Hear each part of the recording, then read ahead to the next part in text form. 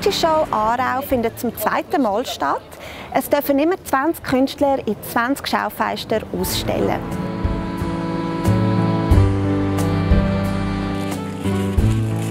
Mich hat interessiert an diesem Projekt das Hin und Her zwischen Zuschauer und Kunst, und zwar ein offenes Publikum.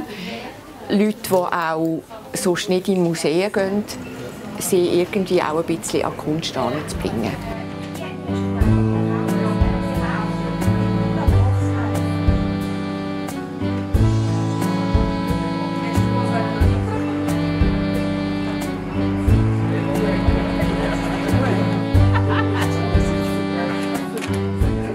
Als ich angefragt wurde von der Esther Haltiner vom OK, das hat mich einfach fasziniert, was die jetzt hier machen.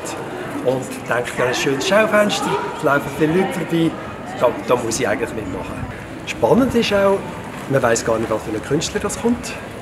Und die Reaktionen, die ich jetzt habe von den Passanten, von den Kunden auch, die sind irgendwie irritiert und so weiter, und das andere fasziniert. Und dieses Jahr ist es wirklich ein ganz spezielles Projekt mit diesen Schwimmen und es macht einfach allen Spass.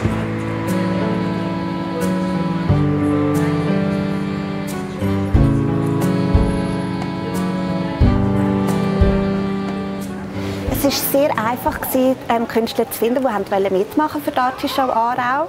Es hat aufstrebende Künstler sowie auch bereits anerkannte Künstler, die das Interesse gezeigt haben. Und wir waren fasziniert von der Vielseitigkeit der Bewerber.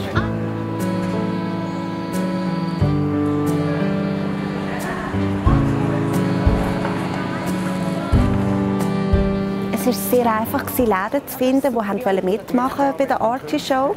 Es hat doch viele Kunstbegeisternde oder einfach Leute, die die Kultur in Aarau unterstützen wollten.